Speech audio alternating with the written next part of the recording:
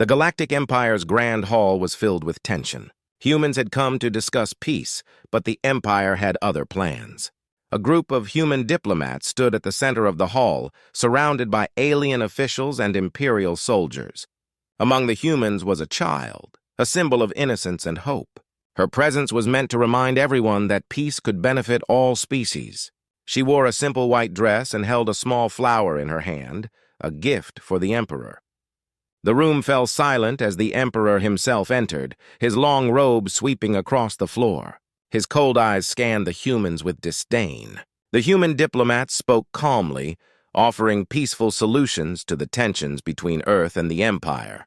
They spoke of trade, cooperation, and shared knowledge. But the Empire's leaders were not interested. They had grown powerful through domination, not friendship.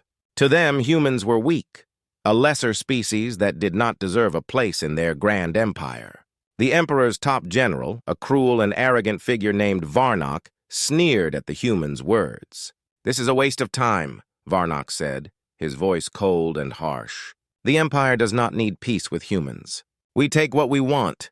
The humans remained calm, trying to reason with the Empire's leaders. But then something terrible happened. Varnock's eyes fell on the human child, her innocent face looking up at him with curiosity.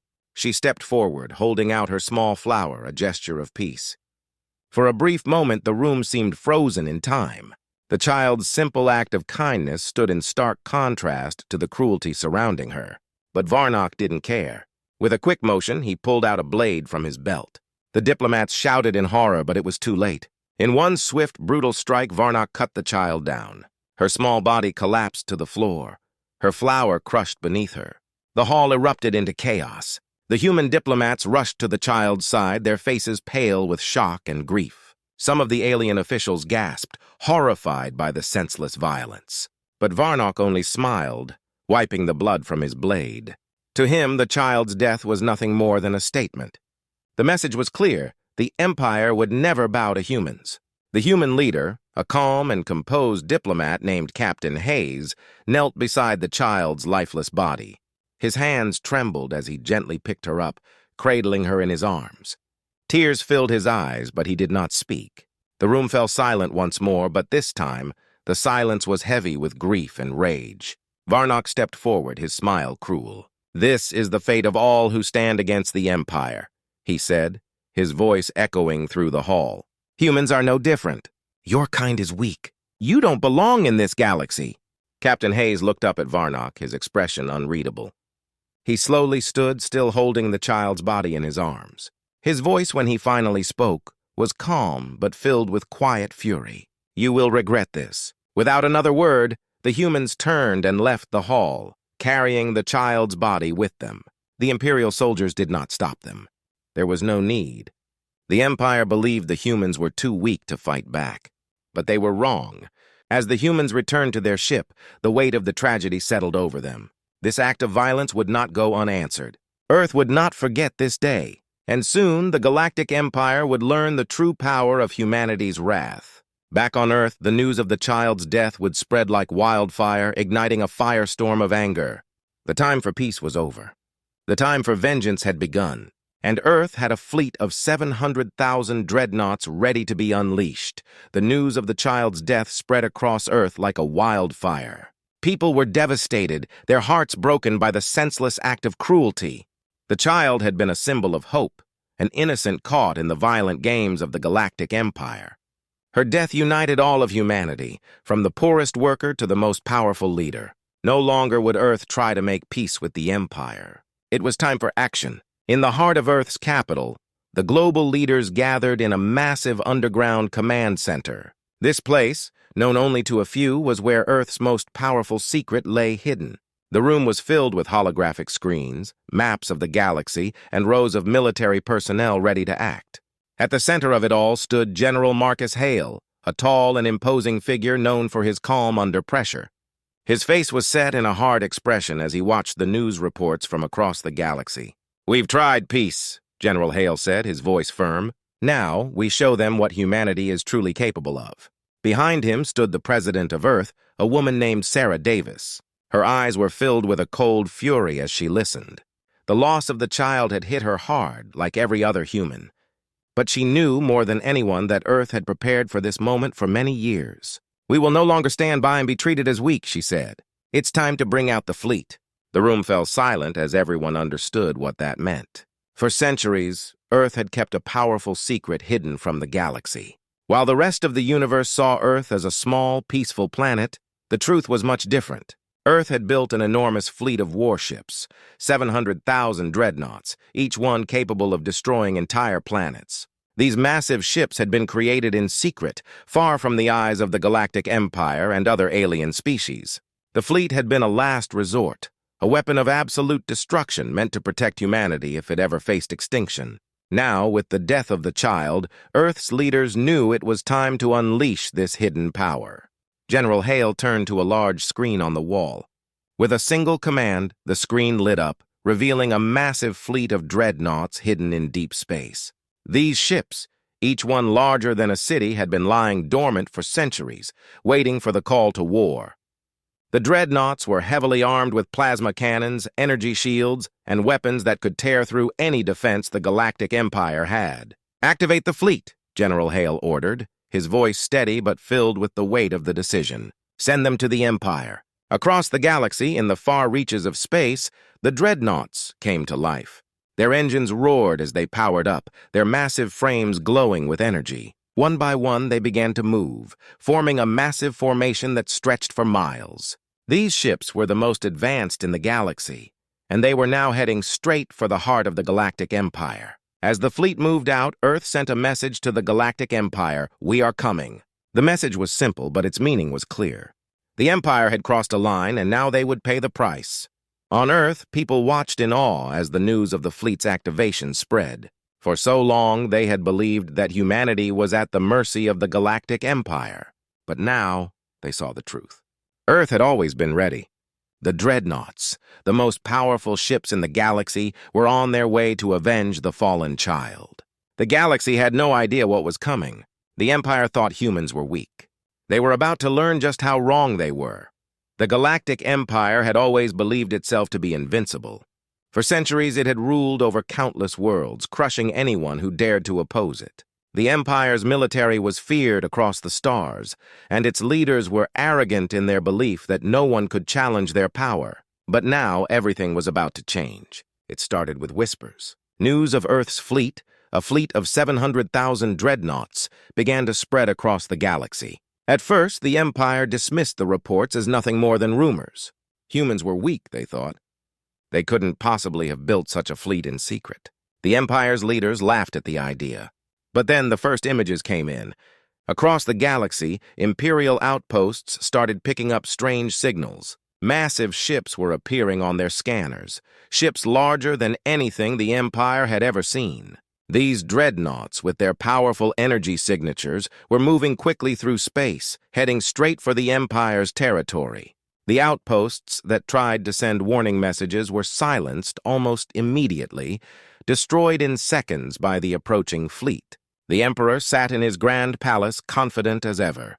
His advisors surrounded him, assuring him that the human fleet was no match for the Empire's power. But as more and more reports of destruction came in, the Emperor's confidence began to waver. One of his generals, a seasoned warrior named Carvus, stood before him, his face pale. "Your Majesty," Carvus said, his voice shaking slightly, "the humans, they've destroyed our outer defenses. Our ships are being wiped out. We can't stop them." The Emperor frowned, not wanting to believe what he was hearing. "Impossible," he muttered. "Humans? They're nothing but insects." But Carvus knew the truth. He had seen the footage, entire Imperial fleets being torn apart by the dreadnoughts' plasma cannons. No matter how many ships the Empire sent, they were no match for the sheer size and firepower of the human fleet. In the Empire's military command center, panic had begun to spread. The officers, usually calm and composed, were now frantically trying to come up with a plan.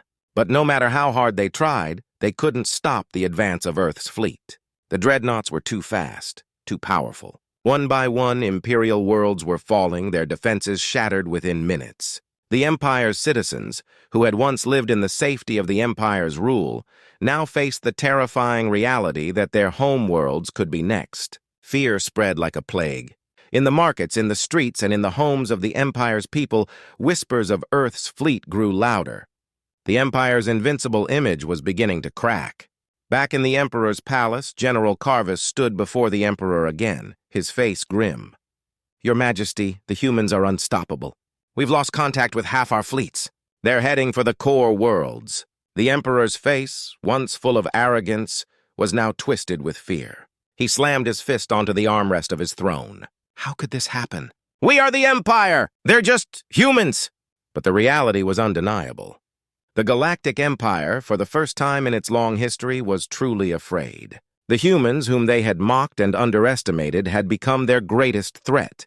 The Empire's leaders, who had once looked down on Earth as nothing more than a small, insignificant planet, were now scrambling to save their own lives. As the dreadnoughts drew closer to the Empire's core worlds, the panic in the Empire reached its peak. Entire planets prepared for evacuation, and military leaders scrambled to find some way, any way, to stop the approaching fleet. But deep down, they knew it was too late. Earth's fleet was too powerful, and the Empire had no idea how to stop it. For the first time in its history, the Galactic Empire had tasted fear. And it was only the beginning. The mighty Galactic Empire, once feared and respected across the stars, was now on the brink of collapse. Earth's fleet of 700,000 dreadnoughts was cutting through the Empire's defenses like a blade through soft flesh. Planet after planet fell, their military forces crushed, their people left in panic. The once proud Imperial worlds, with their towering cities and gleaming ships, were now nothing more than ruins, haunted by the terrifying might of humanity's wrath. The Empire's military command was in complete disarray. Communication lines were down, entire fleets had been wiped out, and their best generals were either dead or missing.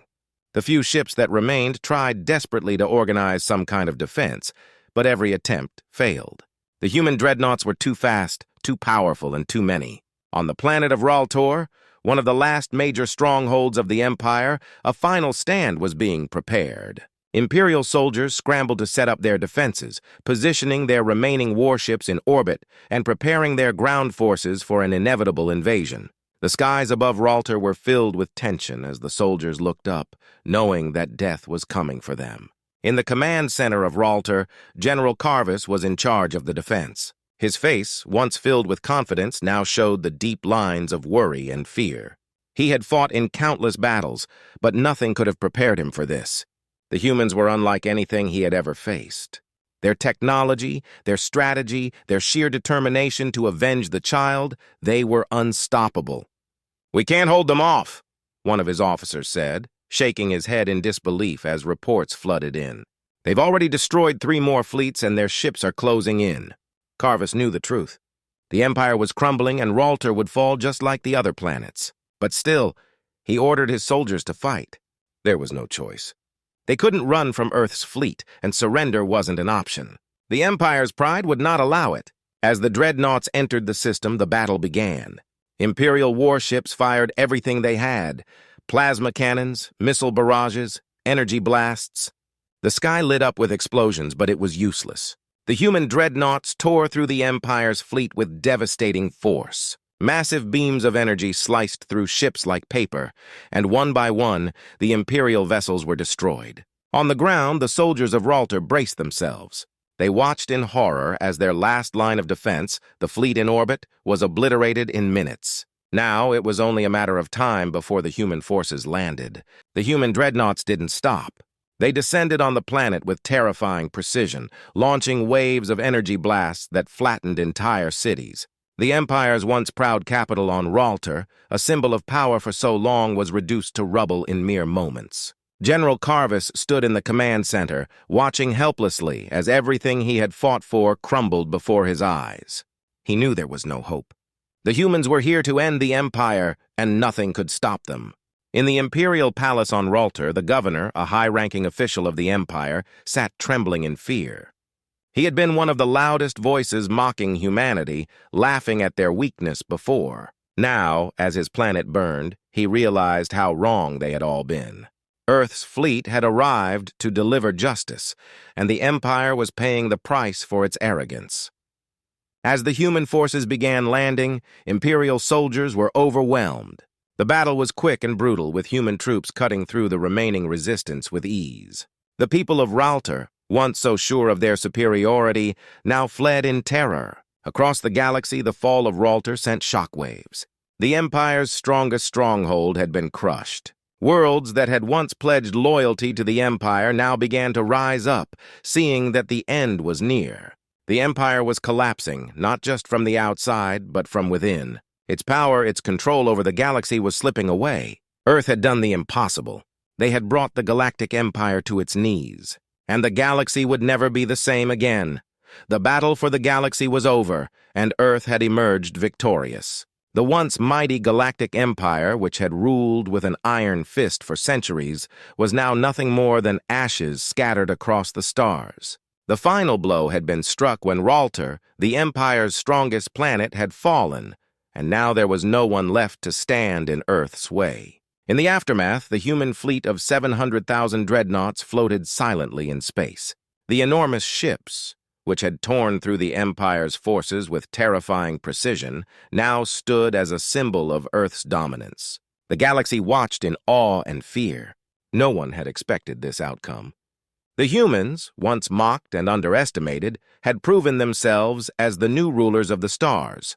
On the bridge of Earth's flagship, Admiral Reynolds stood with his crew, looking out at the remains of the Empire's last fleet. The battle had been brutal, but it was necessary. The death of the human child, killed so mercilessly by the Empire, had sparked this war. And now justice had been delivered. "We've done it," one of the officers said, breaking the silence. "The Empire is no more." Reynolds nodded but didn't smile. Victory had come at a cost.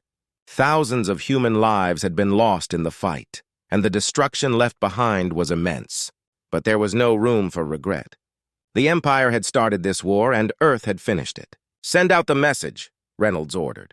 "Let the galaxy know that Earth stands victorious." Across the galaxy, the news of the Empire's fall spread like wildfire. On distant worlds, people who had lived in fear of the Empire for generations began to celebrate. They had been oppressed for too long, and now the tyrants who had ruled them were gone. Earth was seen as a liberator, a force that had brought down the greatest power the galaxy had ever known.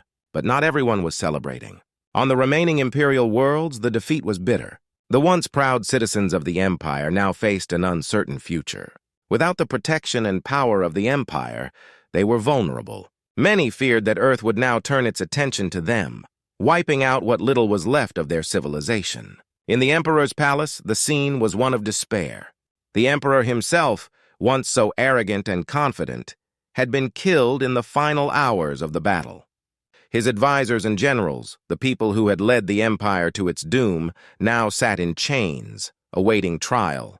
They had thought themselves invincible, but Earth had shown them just how wrong they were. As Earth's forces moved to secure the remaining Imperial territories, they did so with a message of peace.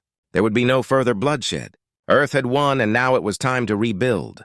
The humans offered the remaining planets a choice: join Earth's new alliance and help create a future of peace, or face the consequences of further defiance. Many planets, seeing the destruction of the Empire, quickly agreed. They had no desire to face Earth's wrath. But more than that, they saw in Earth a chance for something better. The humans were not conquerors. They had fought to avenge their fallen, but now they sought to build a galaxy that could live in harmony. On Earth, the news of victory was met with celebration.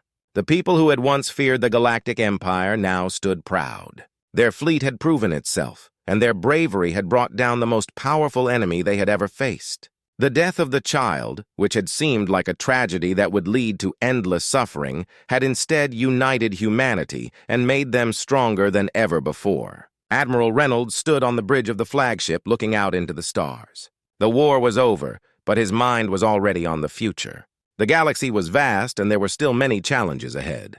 But for now, Earth was safe, and its people could look forward to a brighter tomorrow. "Victory for Earth," Reynolds said quietly to himself, knowing that this was just the beginning. Humanity had proven its strength, and now it would lead the galaxy into a new era, an era where no empire, no tyrant, would ever again threaten their world. The galaxy had changed forever. Earth had won the war, and now its future was in its hands.